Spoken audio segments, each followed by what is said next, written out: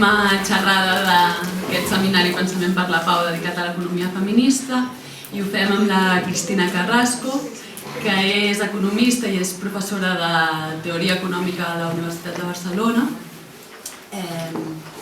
La Cristina Carrasco va estar amb nosaltres, ara ho estàvem recordant, fa 3 anys, en un seminari que vam fer sobre feminisme i pau, i aquí a Sant Cugat, el vam fer al Centre Borja, i ha estat fa poc aquí a Sant Cugat també fent una xerrada a Cal Temerari, on es va organitzar un grup de lectura sobre un llibre que ella ha coordinat amb altres autores i activistes de l'economia feminista, que es diu Com Voz Pròpia.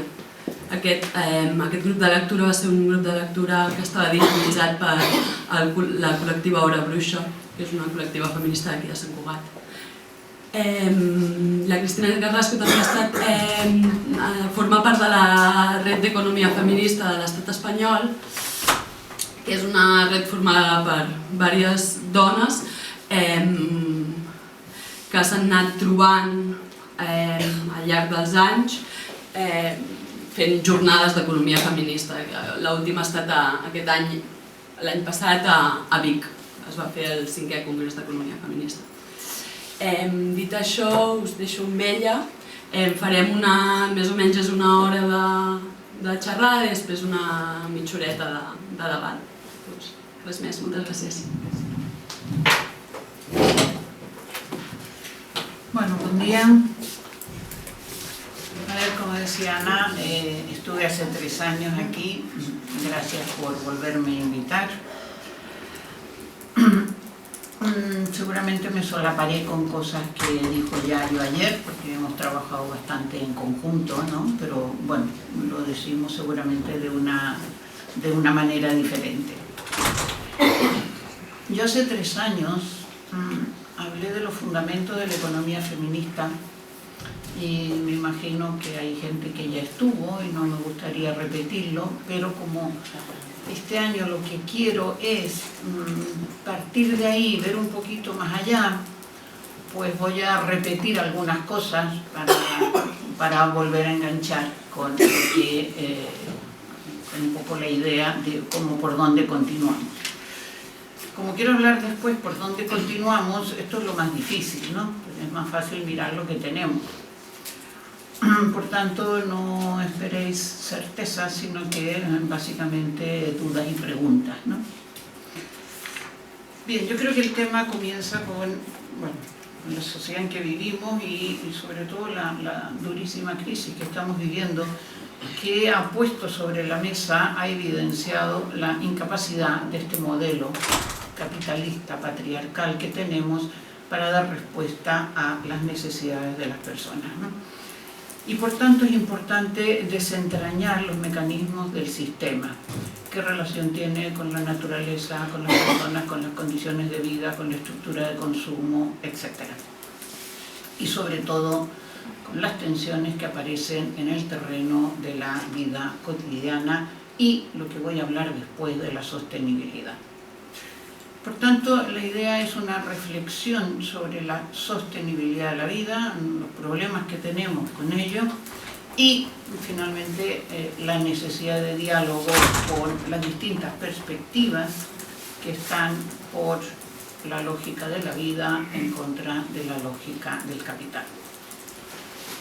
Bien, digo entonces, a ver, más o menos esto será lo que voy a intentar hacer como 3 partes. La primera, la visión global, la insostenibilidad, que es lo que ya hablé en un momento, lo cambiaré un poco, pero hace 3 años. Después veré exactamente cómo entenderíamos la idea de sostenibilidad y finalmente los diálogos necesarios para continuar. Entonces voy a comenzar con esta idea de por qué nuestro sistema es absolutamente insostenible, ¿no? Voy a plantear lo que podríamos llamar una cadena de sostén de la vida. Una cadena de sostén de la vida que está formada por distintos eslabones, ya veremos, eslabones que se relacionan entre ellos con distintos tipos de relaciones que tienen fronteras porosas, muchos de ellos, o sea que hay cosas que pueden pasar de uno a otro, que algunos han sido transistémicos, que existen siempre, pero naturalmente con la historia y los entornos son cambiantes, ¿no? Y otros son específicos del sistema capitalista. Bien, yo creo que esta idea nos puede servir después para ver si esto es insostenible, como planteamos la sostenibilidad, ¿no? Entonces, lo que podría ser el primer eslabón de nuestra cadena sería la naturaleza y las energías útiles. La naturaleza es nuestro nicho básico. Sin naturaleza no hay vida, ¿no? Y por tanto, todas y todo depende de que esté y que funcione la naturaleza, ¿no? Y sobre todo energías útiles. Todo esto ya lo explicó ayer Yayo, no voy a entrar de nuevo, pero sí que es nuestra base fundamental para sostener la vida. A continuación pondríamos la economía del cuidado. A ver, una vez que hay vida, la vida hay que cuidarla. Y sobre todo la vida humana, porque somos mucho más vulnerables que otras vidas, ¿no? En los hogares nacemos, crecemos, nos socializamos, aprendemos nuestros primeros lenguajes, aprendemos los valores, adquirimos una identidad sexuada, etc. Y todo esto gracias a una enorme cantidad de cuidados que se reflejan en, pues, digamos así, una producción o transformación de bienes, servicios, etcétera, que nos permite, pues, comer cada día, vivir en una casa limpia, todo lo que implica, y todo el mundo de las relaciones. Esta civilización, llamémoslo así, humana, únicamente ha podido sostenerse por una inacabable cantidad de trabajos de cuidados que acompaña, yo creo, lo que podríamos llamar una vida digna, volveré sobre ello, desde el inicio hasta el final, ¿no? Esto del concepto de dependencia que se ha dedicado solo a las personas mayores con algún problema de salud, o ni siquiera a los niños pequeños se les consideraba dependientes, ¿no?, en la llamada ley de dependencia. Entonces es como una definición muy restrictiva. Ayer ya yo explicaba, todos y todas somos interdependientes y requerimos distintos tipos de cuidados a lo largo de todo el ciclo vital. A veces más biológicos, a veces más emocionales, etcétera, ¿no? Pero somos personas sociables y eso, bueno, volveré sobre ello. Fijaros entonces que podríamos decir que detrás de cada generación que deviene adulta hay una tarea silenciosa, dura y persistente de cuidados de millones y millones de mujeres y afortunadamente también de algunos hombres, ¿no? Sin embargo, a pesar de las energías y tiempo que requiere todo este trabajo, la economía nunca, y ahora menos, lo considera o lo ha considerado como parte de la economía. Nunca le ha dado categoría económica, ¿no? Bien, volveré sobre este tema. En tercer lugar, tenemos lo que llamamos las comunidades. Somos personas sociables, vivimos en comunidad, ¿no? Y las comunidades, pues, han ido variando a lo largo de la historia. Originalmente todo el trabajo se hacía en comunidad, ¿no? El mundo rural, los trabajos siempre han sido muy comunitarios, ¿no? La casa grande, que era como la casa feudal, que era cuna de trabajo y de vida, ¿no? Entonces, a lo largo de la historia, pues, han ido cambiando, y hoy podríamos decir, pues, tenemos comunidades físicas y geográficas, como las asociaciones de barrio, muchísimos tipos de asociaciones, y todo lo que explicaba Mayo antes, pues todas las comunidades que se dan en las redes, ¿no? Es decir, vamos variando el tipo de comunidades, pero siempre requerimos, ¿no?, de el reconocimiento de los demás y la participación con los demás. Bien, hasta aquí, fijaros, estos tres eslabones son transistémicos, han existido siempre en la historia de la humanidad. De una u otra manera ha existido la economía del cuidado, ha existido las comunidades y, por supuesto, la naturaleza, ¿no? Son los eslabones que tienen relaciones de no mercado. Es decir, todavía, a ver, aquí existían mercados, pero no era una sociedad basada en el mercado, ¿no? Entonces existían los mercados, el trueque es un mercado, ¿no? O sea, un intercambio. Otras cosas son mercados capitalistas donde alguien tiene el poder y los manipula, etc. Pero los mercados, los intercambios han existido siempre, ¿no? Y entonces, aquí que no existían todavía relaciones mercantiles, pues bueno, había todo tipo de relaciones más solidarias, más de reciprocidad, pero también hay relaciones de desigualdad, ¿eh? También había relaciones de poder, según cómo se organizaba la sociedad, y las relaciones patriarcales que, como decía ya yo ayer, han existido desde que tenemos imagen, ¿no? Desde que tenemos idea, ¿no? Ya, si interesa, pues hablamos de lo que han dicho las prehistoriadoras. Bien, a partir de aquí tenemos ahora un cuarto eslabón, que es el Estado. El Estado aparece hace 5 o 6 siglos, antes no existía, ¿no?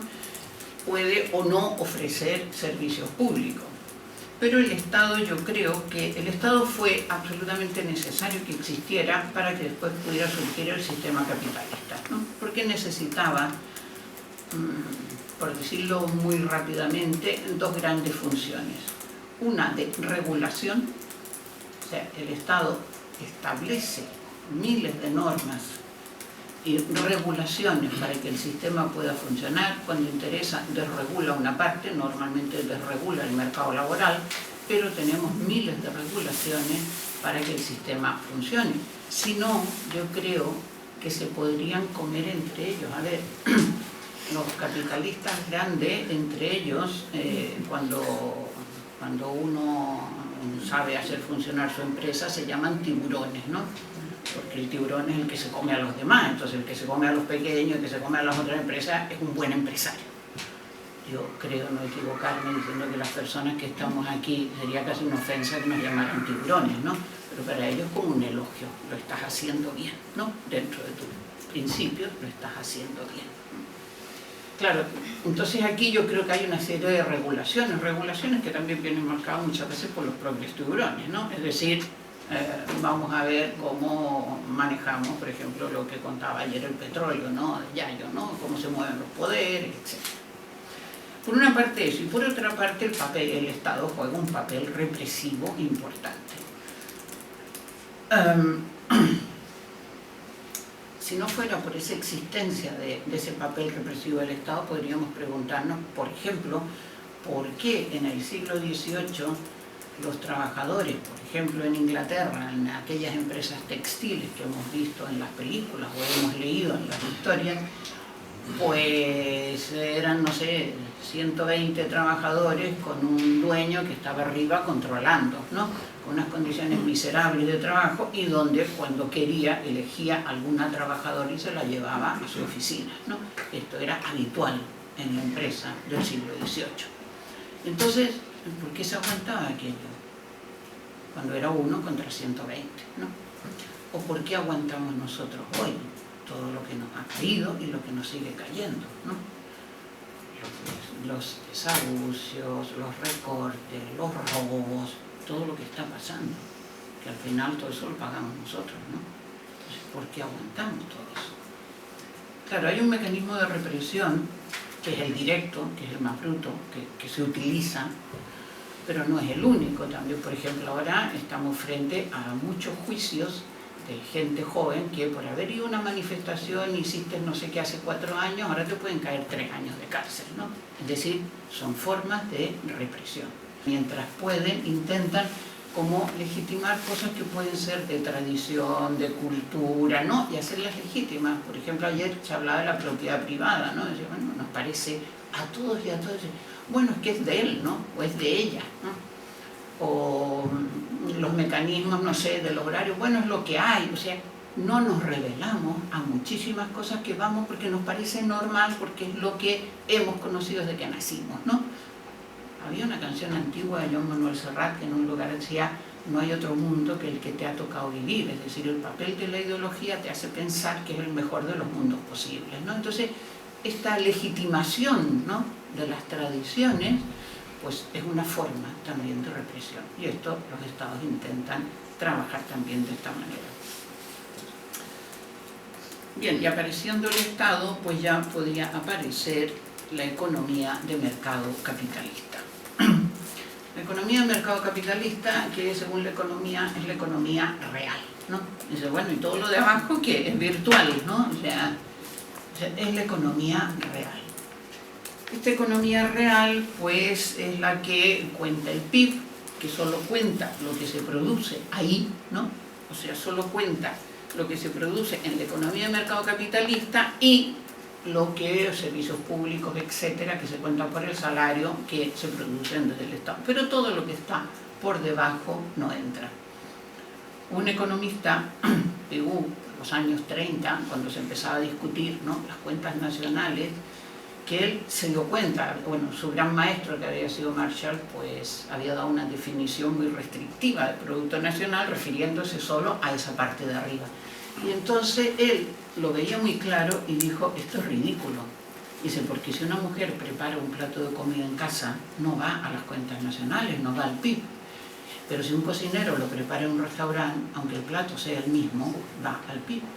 Dice, es absurdo, porque en el fondo el país ha preparado, ha producido un plato de comida. Lo que pasa es que se ha producido bajo distintas relaciones, pero se ha producido un plato de comida, ¿no? Y él, fijaros que lo veía tan claro que llegó a decir una cosa que se conoce como la broma de Pigou, pero él no lo dijo como ninguna broma, dijo, claro, si lo contamos así, la forma más simple de reducir la renta nacional de un país es que todos los hombres solteros se casen con su empleada doméstica. Porque mientras es empleada doméstica, hace el trabajo y le paga un salario, eso va a la renta nacional. Si se casa con ella, ella hará el mismo trabajo, pero como ya no hay un salario de por medio, no habrá caído la renta nacional, ¿no? El hombre lo veía muy claro, pero dijo, pero bueno, vamos a seguir la definición de Marshall, que era su maestro, y desde entonces, y hasta el día de hoy, las cuentas nacionales no incluyen toda la producción que se realiza por debajo del PIB, por debajo de ese mundo de arriba, ¿no? Es decir, solo cuentan los flujos monetarios. A ver, lo que yo creo que convierte en capitalista nuestras sociedades de mercado, fijaros, aquí hay un problema terminológico. Muchas veces no se quiere hablar de sociedades capitalistas, y se dice sociedades de mercado, ¿no? Digo, perdón, el mercado existió siempre, mucho antes que el capitalismo. O sea, hablemos las cosas por su nombre. Es una sociedad de mercado capitalista, si quieres, ¿no? Pero un mercado muy especial. Bueno, pues aquí yo creo que hay dos características importantes. Una, que hoy nos resulta imposible, sobre todo la gente, que es la gran mayoría de Europa que vivimos en áreas urbanas, nos resulta imposible satisfacer nuestras necesidades sin acudir al mercado. No plantamos, no cosechamos, ¿no? En los departamentos donde vivimos, ¿no? Y por tanto, necesariamente tenemos que acudir al mercado y por tanto dependemos de que el mercado nos dé un dinero, básicamente un salario. Y por otro lado, estos mercados y estos capitalistas están regidos básicamente y exclusivamente por el principio de su máximo beneficio privado, ¿no? Y esto es lo que convierte a esta sociedad en un sistema capitalista. Y además, yo creo que a partir de aquí, así como existe el Estado represor, el propio capitalismo tiene su mecanismo, que es el miedo. O sea, como todos dependemos, o la gran mayoría de la población dependemos de un salario para vivir, pues hay el miedo a perder el trabajo. Y por tanto, por eso también aguantamos muchas cosas. Hoy las condiciones laborales están muy por debajo a los que eran hace 10 años, ¿no? Los salarios han caído.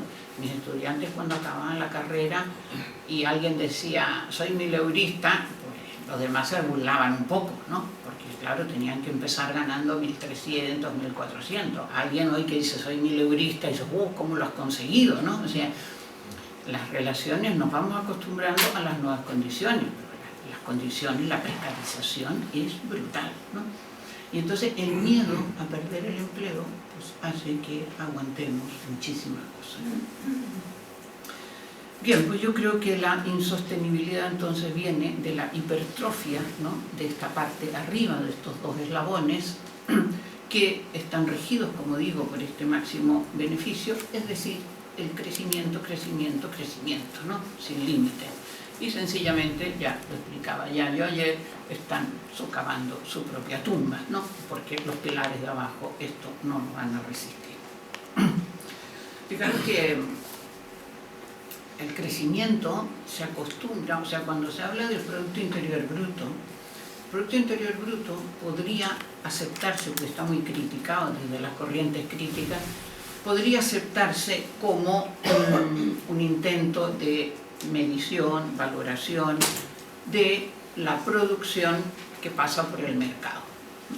Con todos los problemas que tiene la medición, pero de una parte de la producción, ¿no? Que es la que pasa por el mercado, pero teniendo en cuenta, claro, que para producir estás destruyendo, ¿no? Y toda esta parte ya la explico ya yo ayer. Pero el tema es que en vez de considerarlo como un indicador informativo, bueno, producimos 20, ¿no? Mal medido, como sea, producimos 20, pero se utiliza como un indicador normativo, es decir, si esos 20 aumentan, es bueno, le damos un juicio de valor, ¿no? Y entonces el crecimiento es bueno. Estamos saliendo de la crisis porque ahora el PIB subió 2 décimas, ¿no? Aunque el paro sigue exactamente igual. Es decir, ¿recordáis cuando Aznar decía España va bien? ¿No? Eso quería decir que el PIB está aumentando. Es decir, el incremento del PIB se considera un indicador de bienestar. Y no es un indicador de bienestar, es un indicador de producción. Y estamos produciendo solo armamento, ¿no? Y el PIB está aumentando. Bien. Hay muchos países que han hecho estos estudios del bienestar o de la felicidad, ¿no? Con todos los problemas que tienen estos estudios, pero considerando muchísimas variables, ¿no? De salud, de entorno, de tipo de vivienda, de educación, de muchísimas variables, incluso de relaciones dentro del hogar. Y todos los estudios muestran que cuando hay pobreza, o cuando el país es pobre, o cuando la familia es pobre, a medida que aumenta la renta, aumenta la felicidad, naturalmente. Pero que llega un momento que el PIB o la renta puede seguir aumentando y la felicidad ya se mantiene más o menos constante. Es decir, cuando ya la gente tiene todos los medios para que sus hijos estén bien alimentados, que vayan al colegio, tener unas horas de ocio, tener una vivienda habitable, etc., ya, que tienes un coche no vas a querer 10 coches, si tienes una vivienda no vas a querer 40 viviendas, es decir, llega un momento que ese incremento del PIB ya no da felicidad. Otra cosa es la gente que tiene mucha acumulación de poder, que es lo que les mueve, es el poder, no es el consumo. Bien, entonces, ¿cómo se relacionan estos eslabones? A ver, tenemos todas las relaciones con la naturaleza, que no voy a entrar, que yo ya las explico muy bien ayer, todas las contaminaciones que hacemos, cómo sacamos productos de la naturaleza y devolvemos todo tipo de contaminaciones, poluciones, degradación, extracción, etc.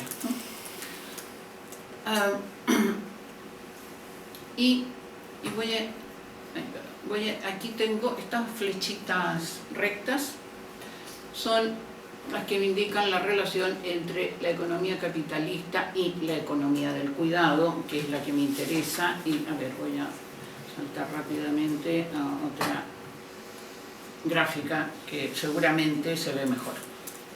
A ver, en esta gráfica, la parte de arriba sería la economía capitalista, la parte de abajo la economía del cuidado. Pero el gráfico es sencillamente un gráfico de trabajo, ¿no? Bastante simple, pero yo creo que muestra bien la idea. A ver, la idea es, las empresas, bueno, esta línea que tengo aquí, voy a ponerte bien, esta línea que tengo aquí es bastante porosa, ¿no? Porosa en el sentido de decir que hay producciones que tradicionalmente se hacían en el hogar y ahora pasan al mercado, ¿no?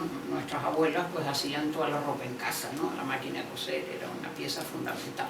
Pero también en hogares, en países más pobres o familias más pobres, eso sigue estando aquí, es decir, depende de los niveles de renta. En épocas de crisis, pues cosas que se hacían en el mercado vuelven aquí, los niños ya no se quedan a comer en el colegio, la gente va con el tupper al trabajo, etc., ¿no? Bien. A partir de ahí, fijaros, las empresas nos piden una fuerza de trabajo, nos piden un tiempo, pagan unos fondos de salario. Según la economía, desde Adam Smith en adelante, la economía llega hasta aquí, que era lo que mostraba antes con el otro gráfico, es decir, con los salarios la gente se reproduce y vuelve al mercado, ¿no? Claro, si nosotros dijéramos eso, a ver qué salario tendríamos que ganar. Y no digo, a ver, yo digo, ¿qué salario tendría que ganar cada uno? Cada persona adulta tiene que dejar a uno en este mundo si queremos que la sociedad continúe a nivel estacionario. Con lo cual, yo tengo que ganar para mí y una criatura, ¿no? ¿Cuánto tendría que ganar para que fuera, como llama la economía, salario de subsistencia, para yo salir, digamos, 8 horas al mercado, llegar a casa y cruzarme de brazos, y que con lo que gano me permitan poder pagar, además de lo que pago, poder pagar que me limpien, que me cocinen, que me compren, que me cuiden a la criatura, que me planchen, etc. Porque eso sería el salario de subsistencia. Yo trabajo fuera y ya no hago nada más. Claro, ¿cuánto tendríamos que ganar todos y todas para eso, ¿no?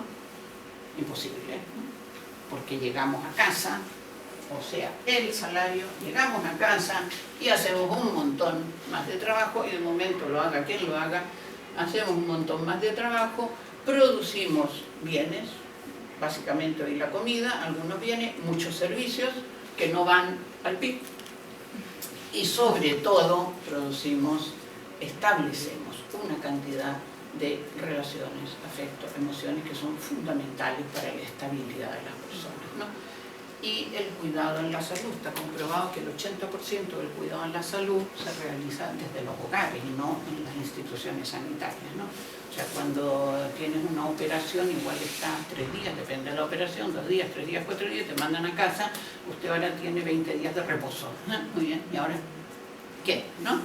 Y entonces dice, no digo que haya que estar los 20 días en la institución sanitaria, sino que aquí hay un vacío, ¿no?, que no se sabe qué pasa. Es decir, la gente sale del hospital, se va a casa, muy bien, 1 mes, 20 días, 2 meses de reposo. ¿Quién cuida? ¿Cómo se arregla eso? Entonces, bueno, pues, aquí hay un tema. Volveré sobre ello, ahora continúo con el gráfico, ¿no? Pero bueno, todo esto se hace del hogar y reproducimos a toda la población. Claro, la economía solo tiene en cuenta la fuerza de trabajo, y se perdona, pero los abuelos también comen, los niños pequeños comen. Desde la idea de plusvalía de Carlos Marx, ¿no?, parecía que nos reproducíamos solo con el salario y que por tanto la empresa explotaba a los trabajadores, que seguramente los sigue explotando, no digo que no. Pero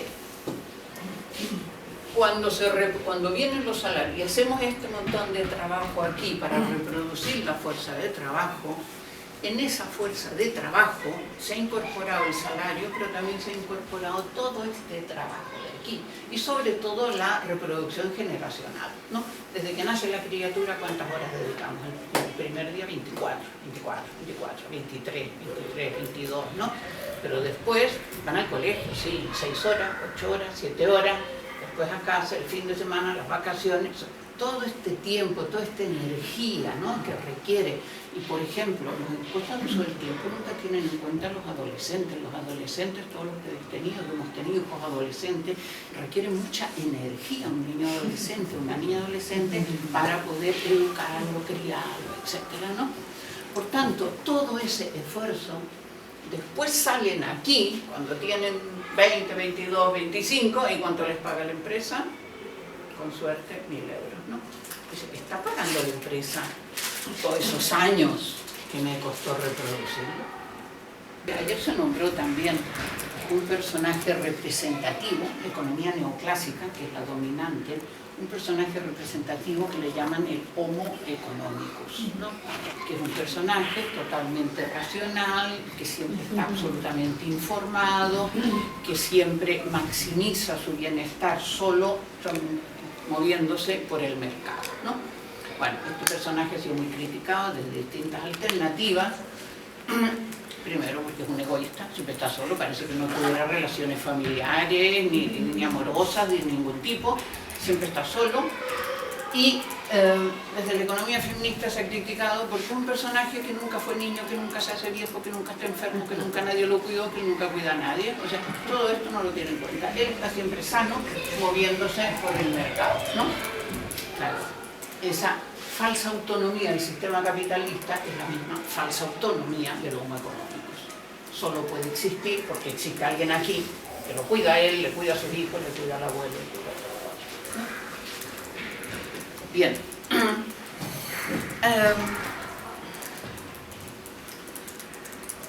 Y con este gráfico incluso podríamos también comentar, a ver, como estamos atravesados por relaciones patriarcales, y ya se ha dicho hoy y ayer toda la división que tenemos por sexo del trabajo, pues las mujeres tenemos asignada socialmente esta parte y los hombres tienen asignada aquella parte, ¿no?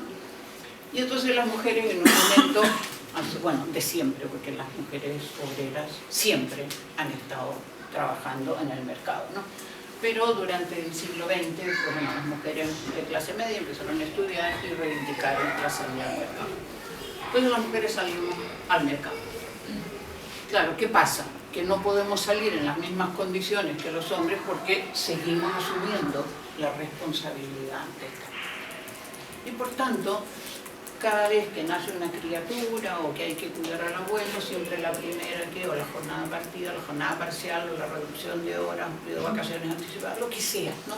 Estrategias para poder que los cuidados funcionen. Y por tanto, cuando se dice igualdad, fijaros que nunca se dice así, bueno, el término igualdad se usa para muchas cosas, pero nunca se dice directamente que las políticas de igualdad son para que las mujeres nos parezcamos a los hombres. Es decir, indicadores de igualdad, ¿cuáles son?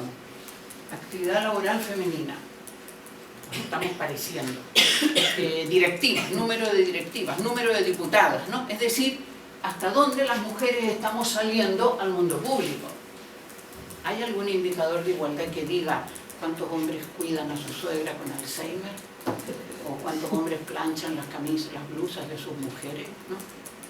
Es decir, si nosotras salimos, ¿cuántos hombres vuelven acá? Esto sería igualdad, vamos a redistribuir los trabajos, ¿no?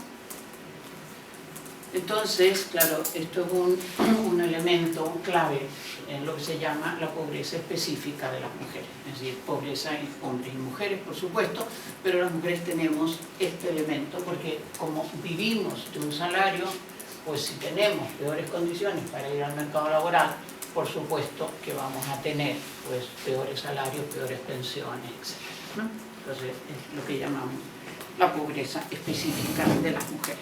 Bien, vuelvo a lo que tenía. Vamos aquí. Bien, y podemos finalmente poner aquí una nube. Pongo una nube porque no es un eslabón de la cadena de sostén humano, es la nube financiera que no produce nada y lo único que nos trae son conflictos, ¿no? Bueno, ahora ya sabemos lo que ha pasado en la nube, todo lo que ha robado, todos los desajustes que ha hecho y finalmente todo el mercado se ha desestructurado, unos ganan, otros pierden, finalmente todo repercute en la economía del cuidado. Como decía ya yo ayer, pues la crisis ha mejorado un poco la contaminación y el uso del petróleo, porque como han cerrado muchas empresas, pero todo ha repercutido en la economía del cuidado. Bueno, la otra vez les decía, hagamos un pequeño juego, ¿qué pasaría si esto desaparece, ¿no? Ya, pues bueno, volveríamos a las formas de vida que teníamos en el siglo XVII, antes de que empezara el capitalismo, ¿no? O sea, la gente joven supongo que nacieron con el ordenador enchufado les costaría mucho más, pero los que nos costó el ordenador después, pues volveríamos a la agricultura, ¿no? Pero ¿qué pasaría si desaparece esto? Pues que todo se derrumba, porque no podríamos cuidar la vida. Bien, lo que decimos con esto es lo que llamamos la economía del iceberg, ¿no? Es decir, la parte superior es lo que la economía considera economía. Todo el Estado, la economía de mercado y la economía financiera. Y en cambio, la parte inferior, que es lo que está sosteniendo toda la parte de arriba, es invisible, ¿no? Toda la comunidad, el trabajo doméstico, la naturaleza, todo esto es absolutamente invisible. Es lo que no tiene valor, porque no tiene valor de mercado, es lo que no tiene precio, porque ¿Qué precio se le pone? A ver, todos los precios de la naturaleza, el precio del petróleo es un precio político. Ayer ya decía, claro, cómo sube y baja, ¿no? Hay el PIB del petróleo, pero después explicaba cosas, o por ejemplo Estados Unidos ahora que tiene pactos con Arabia Saudí, entonces bajan los precios para molestar a Rusia, para que Rusia no pueda vender porque su petróleo es más caro. Bueno, son precios políticos, ¿no? Pero ¿qué precio tiene un recurso que se va a acabar, ¿no? Si supiéramos que se va a acabar de aquí a 2 años, ¿qué precio tiene, no? Bueno, implicaría una guerra, supongo, ¿no? Rápidamente, por apropiarse del recurso, ¿no? Que es lo que ya parece ser que puede pasar. Pero bueno, todo esto entonces es lo que no se considera. Y como dije antes, todo esto está atravesado por relaciones capitalistas de desigualdad, pero también por relaciones patriarcales y por otras, de etnia y de otras desigualdades.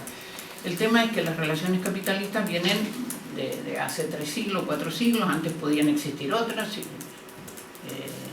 sociedades esclavistas, sociedades feudales, sus relaciones de desigualdad eran otras, pero las patriarcales han estado siempre, ¿no? Entonces, en la base del sistema, en esta base de los 3 eslabones, pues siguen estando las relaciones patriarcales.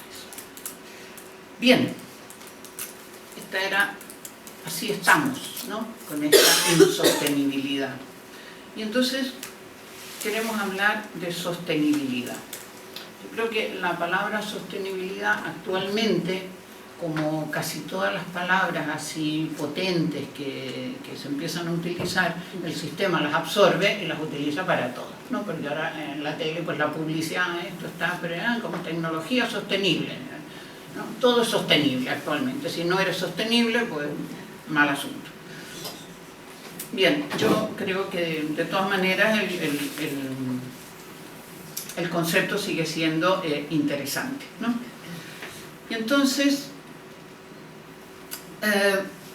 a ver, me voy a dedicar a estos 3 eslabones, o sea, quité las comunidades, porque me parece que son hoy los eslabones, ya sé que las comunidades son fundamentales para la cohesión social y todo, ¿no? Pero por empezar por alguna parte que me parece clave, he tomado estos 3. A la de arriba le puse producción para el mercado, pero no producción capitalista, es decir, puede estar organizada de otra manera, ¿no?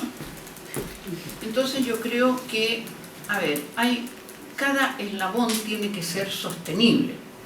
Cuando hablamos de sostenibilidad económica, podríamos entenderlo como una especie de equilibrio a corto y largo plazo entre producción o destrucción o transformación, como decía Yayo, consumo e inversión, es decir, entre la producción y la redistribución.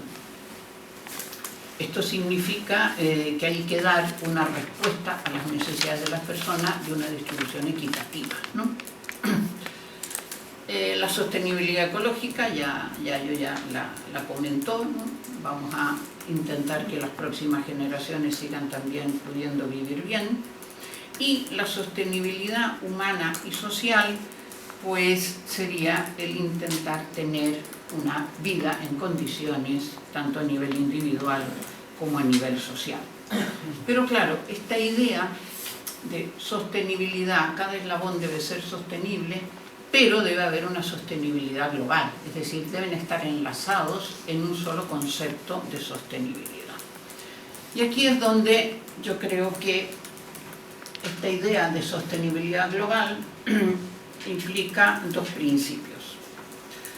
Uno, que es, yo diría, riguroso, sensato, realista y tendría que ser universal, que es la idea de reproducción. El principio de reproducción, si una sociedad no tiene en cuenta sus condiciones de reproducción, está condenada a desaparecer, ¿no? Es decir, la idea de tener que producir y reproducir, o sea, tener en cuenta todos los inputs que vas a necesitar para que el periodo vuelva a comenzar, ¿no? Entonces se dice de que pues tienes que tener en cuenta que bienes de consumo, bienes de producción, relaciones, etcétera, sean reproducibles, ¿no? Y aquí, bueno, la idea esta de reproducción y de sistemas reproductivos viene de Adam Smith. Adam Smith, David Ricardo, Carlos Marx, todos trabajaron esta idea de que la idea de reproducción, no como en la economía actual, que es como lineal, ¿no? Yo entro unos inputs, produzco y ya está, y no tengo en cuenta, ¿no? Porque si no, no usarían la naturaleza como se está utilizando, ¿no? Entonces no tengo en cuenta las condiciones que se necesitan para volver a reproducir, ¿no? Por ejemplo, los seres vivos, ¿no? Ya lo comentó también ayer. Bueno, pues las tasas de reproducción, la idea de escasez que maneja la economía, ¿no? Ya está muy dicho que no tiene sentido, que lo que tiene sentido es mirar las tasas de reproducción. Las ballenas son escasas. ¿Por qué son escasas? Porque me las he comido a una tasa mayor que la tasa que tienen de reproducirse ellas mismas, ¿no? Es decir, tendríamos que respetar todas estas tasas de reproducción. Bien, durante el siglo XX hubo otra escuela que siguió toda esta escuela reproductiva, muy poco conocida porque ya la teoría neoclásica ya fue absolutamente dominante, ¿no? Pero la escuela raffiana nos siguió dando las pautas de esto. Ahora, es curioso, o no lo sé, que todos estos economistas, que yo creo que eran unos ilustrados y sensatos como los pensadores clásicos o como los autores raffianos, que vieron tan clara la idea de reproducción, nunca consideraron la idea del cuidado, el trabajo doméstico para la reproducción. Es decir, yo creo que aquí, a lo largo de la historia, en la economía ha habido una ceguera patriarcal, ¿no? Es decir, que les ha impedido ver, ¿no? O sea, hablando de reproducción y de condiciones y lo que necesitas para reproducir, no han tenido en cuenta todo este trabajo de cuidado necesario para reproducir a la población, ¿no? Por tanto, yo diría que, bueno, que esto nos ha acompañado siempre y que sigue estando, ¿no? ¿Cuál es el problema? El problema es que cuando se dice reproducir bienes, medios de producción, reproducción biológica, reproducción de la fuerza de trabajo, etc., y reproducción de las relaciones sociales. Y claro, aquí dice, a ver, ¿queremos reproducir el sistema capitalista tal como está continuamente? Entonces, bueno, una cosa es la reproducción, y entonces la segunda idea es, no de cualquier manera, sino con el objetivo de vidas vivibles, buen vivir, estar bien, como queramos llamarle, ¿no? Es decir, el sistema capitalista no tiene en cuenta ni siquiera la reproducción, pero su objetivo es la acumulación de capital privado. Planteamos, la reproducción tendría que ser un principio universal, necesario, ¿no? Si no, la sociedad se va a terminar.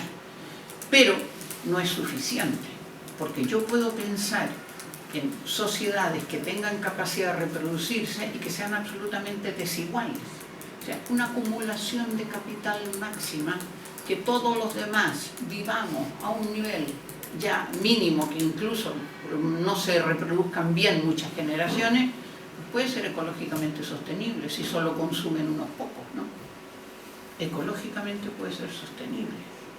Entonces, claro, decimos la reproducción, pero ¿en qué condiciones? ¿No? Con vidas vivibles, o sea, donde el centro, el origen, el objetivo fundamental sea mantener las buenas condiciones de vida para toda la población.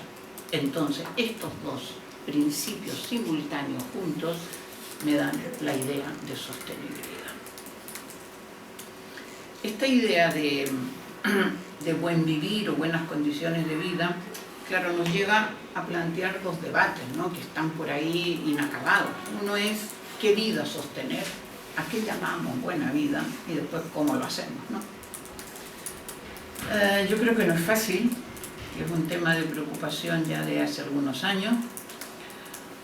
Tenemos varios debates ya realizados, no, en marcha, ¿no? Por ejemplo, el debate sobre las necesidades humanas, que empezaron en los años 90, Goya Licoch, o por ejemplo todos los debates sobre necesidades básicas de Amartya Sen y toda la escuela de Amartya Sen.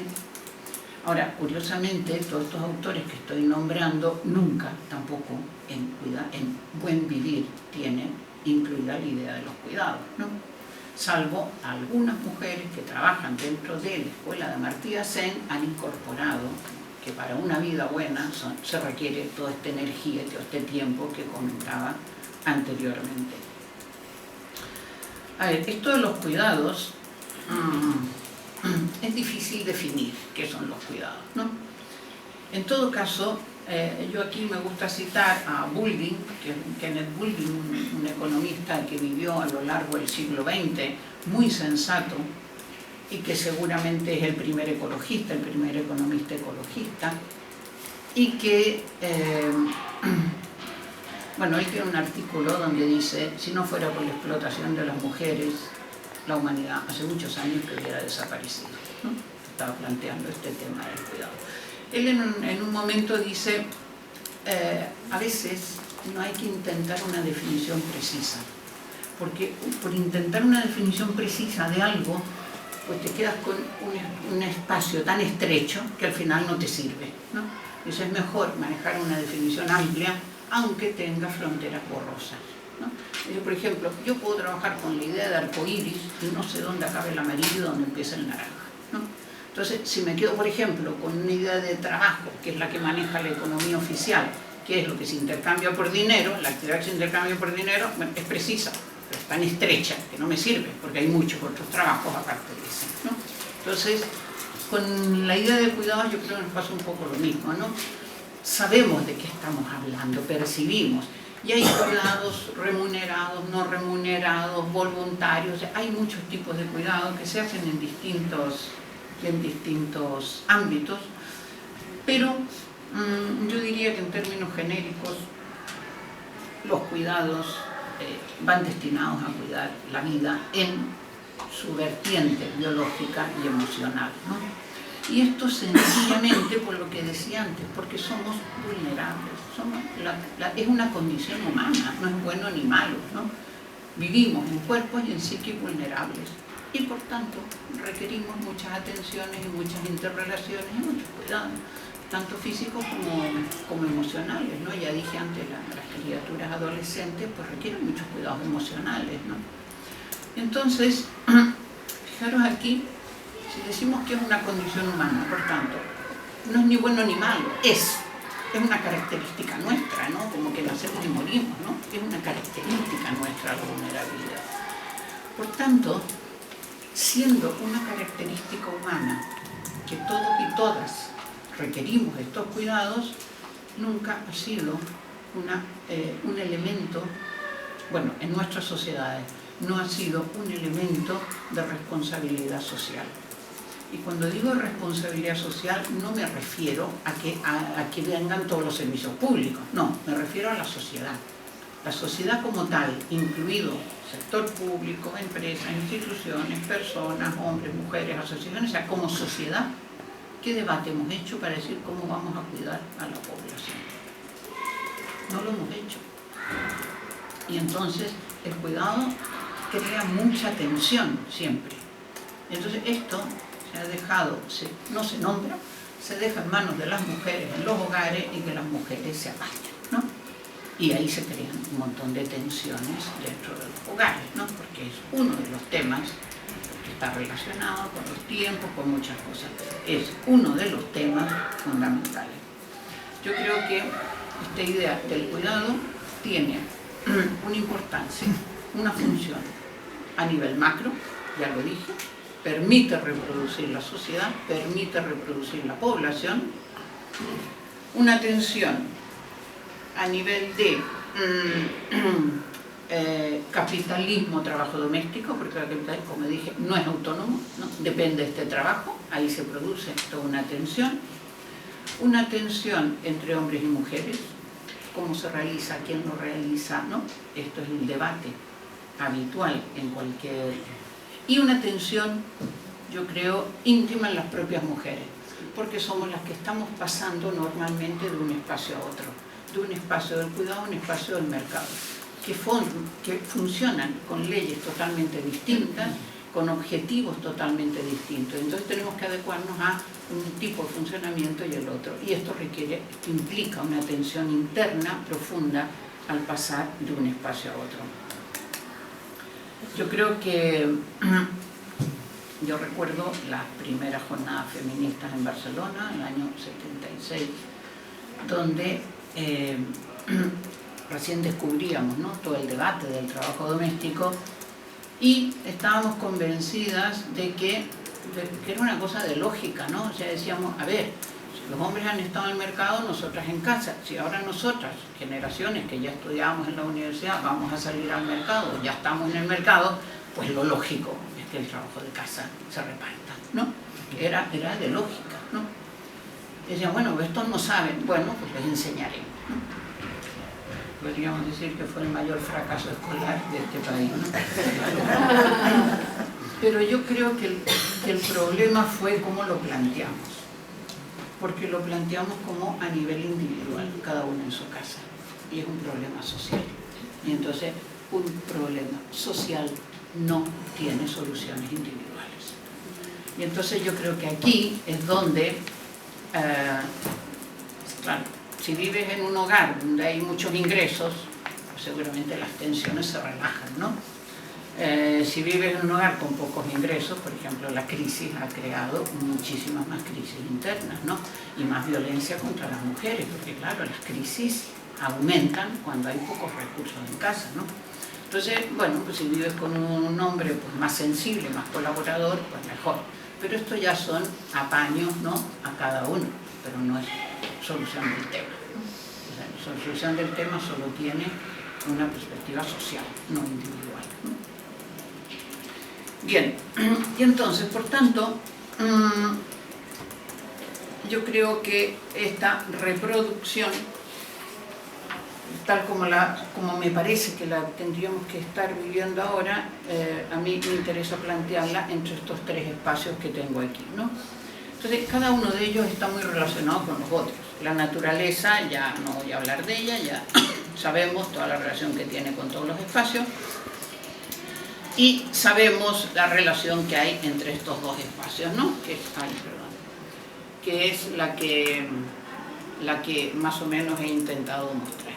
Ahora bien, la economía ecológica se ha dedicado al primer eslabón, la economía feminista al segundo, y aquí entre estas dos economías, ya yo lo decía ayer, hemos tenido unas relaciones, ¿no? O sea, más o menos nos conectamos con los economistas ecologistas y más o menos intentamos buscar un diálogo, porque yo creo que ahora lo que nos falta son estos diálogos, ¿no? O sea, no es solo dialogar, sino cómo entrelazamos esto. ¿Por qué? Cuando yo digo la reproducción, claro, tiene que ver la reproducción de las vidas vivibles con la reproducción económica y con el respeto a la naturaleza, o sea, estamos todos implicados aquí, ¿no? Entonces,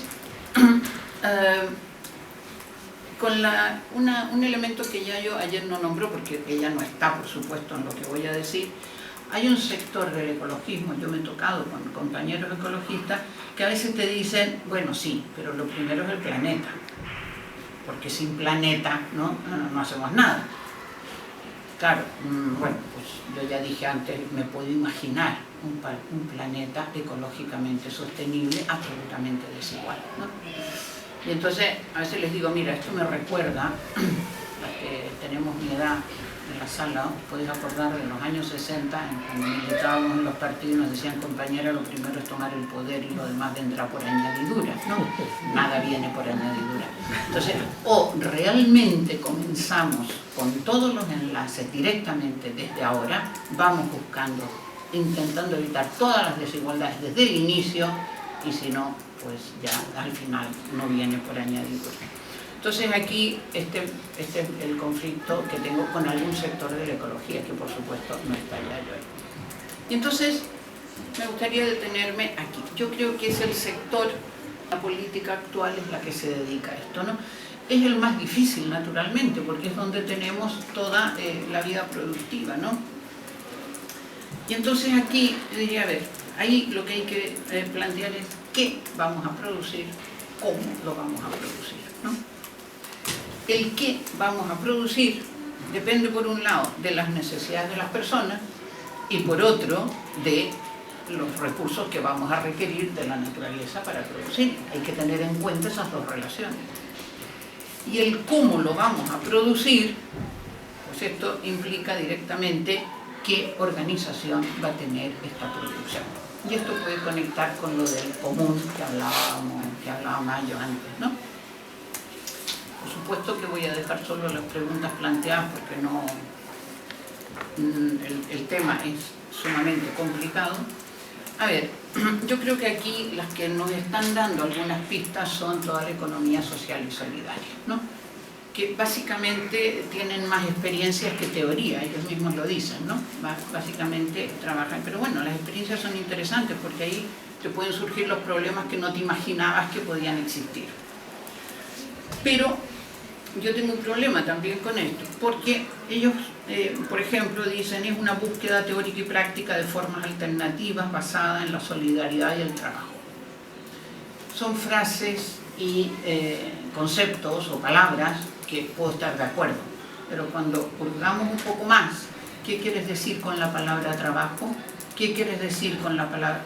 Entonces, normalmente aquí empezamos a tener diferencias. ¿Por qué? Porque nunca en todos los principios que plantea la economía solidaria, a los que yo he tenido acceso, nunca se plantea el tema del cuidado, ni del trabajo de cuidados, ¿no? Es decir, se plantea la organización dentro, pero no la relación con la economía del cuidado, ¿no? Discuten mucho, y creo que bien, la organización capitalista, ¿no? Es decir, todas las desigualdades que produce la organización capitalista, pero no las desigualdades que produce el patriarcado. Y lo conecto con un tema, solo con uno de los muchos que hay, y con esto acabo, que me parece que es un tema clave, y que es la organización de los tiempos, ¿no? A ver, ¿por qué me parece tan importante? Yo creo que la gestión del propio tiempo es un tema clave para el bienestar de las personas. Las empresas nos roban tiempo, nos quitan tiempo, ¿no? El otro día escuchaba un lema que me gustó mucho, porque si recordamos, tradicionalmente las horas extraordinarias eran opcionales y se pagaban ponderadas por 1,5. Actualmente son obligatorias y no te las pagan, ¿no? Entonces yo, oye, pues mira, a partir de las 6 de la tarde mi tiempo no está en venta, ¿no? Ya está, no está en venta, no me lo puedes comprar. Si quieres me lo robarás, pero no me lo estás comprando, que quede claro. Bien, tenemos mucho ya, creo que se ha dicho, sobre todo lo que significa la doble presencia-ausencia de las mujeres, cómo nos movemos de un mundo a otro y todos los problemas que hay para combinar, ¿no?, estos horarios. Entonces, claro, el problema es, ¿qué vamos a priorizar? O sea, si queremos ver cómo se organizan los tiempos, ¿qué vamos a priorizar, ¿no? El cuidado de las personas, la producción para el mercado, ¿cuáles son las prioridades? ¿Cómo lo organizamos? Y no es fácil, porque yo creo que las nociones del tiempo que tenemos son muy cuantitativas. Es decir, a ver, ¿qué es el tiempo? El tiempo le hemos dado como una realidad que no existe. El tiempo como objeto no existe, ¿no? Somos conscientes de que pasa el tiempo porque nos hacemos mayores, porque vemos que empieza el día y acaba la noche, porque hay procesos que nos dicen que está pasando el tiempo, ¿no? Las comunidades, las sociedades, siempre, tradicionalmente se habían guiado por cosas naturales, ¿no? El día, la noche, el verano, el invierno, ¿no? Todos los procesos de estos naturales. Y los procesos cortos los medían, curiosamente, en América Latina, por ejemplo, después de la llegada de los españoles, lo medían con Ave María o Padre Nuestro. ¿Cuánto tarda esto? 3 Ave Marías, ¿no? O sea, también en la cocina, ¿cuánto tarda esto? El cocimiento de un huevo, ¿no? Esto eran como medidas, si eran muy cortitas, decía 3 parpadeos, ¿no? O sea, una serie de medidas que se daba a la gente para tener la noción del tiempo corto, ¿no? Claro, ¿qué pasa cuando empieza la industrialización? El reloj ya estaba inventado, pero a partir de ahí el reloj pasó a ser un aparato de control y empezamos a medir el tiempo por horas y minutos, ¿no?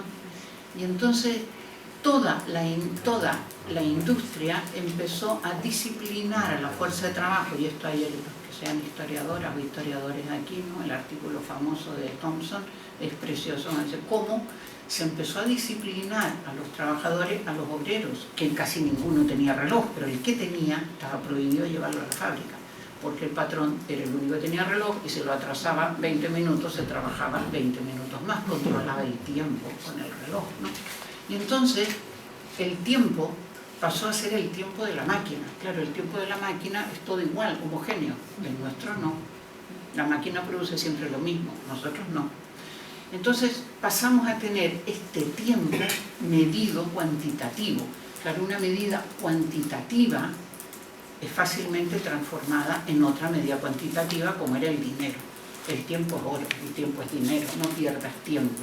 La velocidad, la eficiencia pasó a ser fundamental, ¿no? Eso en el tiempo de la máquina, en el tiempo industrial. Pero fue un tiempo, desde que el capitalismo ya se estableció, fue un tiempo que invadió todos los espacios, ¿no? Y estamos, bueno, yo recuerdo de pequeña a mi madre cuando nos veía por ahí sentada, ¡ay niñas, no pierdan el tiempo!, ¿no? O sea, esta sensación de perder el tiempo, a veces te dan ganas de reivindicar tener tiempo para perderlo, o para no, ¿qué estás haciendo? Nada, estoy feliz, no hago nada, o sea, porque el tiempo productivo, entre comillas, lo invade absolutamente todo. Claro, ¿qué pasa? Que el resto de los tiempos han perdido valor, como decíamos antes, ¿no? Entonces pasan a ser como invisibles, pero lamentablemente muchos de los otros tiempos pasan a regirse, a veces por obligación, por los tiempos mercantiles, por los tiempos medidos en horas. Y aquí nos encontramos con un conflicto enorme porque los otros tiempos a lo mejor son tiempos de relación y no son tiempos medidos en horas. Cuando, no sé, si uno se pone, por ejemplo, un día domingo a lavar los platos con su hijo o su hija y en vez de media hora tardas 2 horas, dice, no, que estuvimos conversando y estuvo muy buena la conversación. Me da lo mismo haber estado 2 horas lavando los platos, ¿no? Esto en una empresa es, vaya, has perdido mucho tiempo, ¿no? No eres eficiente, ¿no? Entonces, claro, los otros tiempos tienen otras medidas, o no tienen medida, tienen otra concepción, pero hemos caído en esto de los tiempos medidos. Entonces, esta reivindicación del tiempo propio, ¿no? Así yo creo que las mujeres hemos reivindicado mucho, a partir del libro de la Virginia Woolf, el espacio propio. Pero el tiempo propio nos ha costado mucho más, el tiempo que yo puedo tomar decisiones, ¿no? Sobre ese tiempo, ¿no? Un tiempo para mí. Yo creo que la dificultad mayor del trabajo doméstico no es tanto el tiempo que requiere cada una de las acciones, sino la lucha continua, sistemática, por dar prioridad a las necesidades de las personas y no a las exigencias del capital. Yo creo que esta es la gran tensión, ¿no? Es decir, cómo yo puedo priorizar las necesidades de todas las personas que me rodean, las necesidades de las personas, y no y la tensión que me crea las exigencias del capital, ¿no? Esta es la tensión brutal. Y entonces, bueno, pues los que estamos, las personas que se dedican un poco más ahora a intentar, ¿no?, otras formas de producir, yo creo que es un elemento, muchos más, pero este es un elemento clave. Cómo organizamos los tiempos para tener los tiempos de producción y los tiempos de requerimientos humanos de otro tipo que no sean bajo la medida esta de la eficiencia. Esto, por supuesto, que implicará reducir el consumo, bueno, pues esto es lo que tenemos que discutir, ¿no? ¿Cómo vamos a producir? ¿En qué condiciones? ¿Cómo vamos a organizar los tiempos? ¿A qué le vamos a dar prioridad? Y aquí es cuando decimos, si realmente pensamos que la vida tiene que ser vivible, que la vida de las personas tiene que estar en el centro, los cuidados son un elemento fundamental, no el único, pero un elemento fundamental. ¿Cómo organizamos para que el cuidado tenga ese espacio fundamental? Bien, voy a llegar hasta aquí. Yo creo que aquí es donde nos faltan todos estos diálogos, debates, discusiones, experiencias que nos vayan poniendo a prueba por dónde están los conflictos. Y, como dije, pues solo he querido transmitir básicamente mis preocupaciones, mis dudas y un poco mi miedo de por dónde puede seguir esta sociedad si no realmente establecemos estos diálogos y estos trabajos conjuntos que nos orienten hacia un mundo más vivible para todos y todas. Muchas gracias.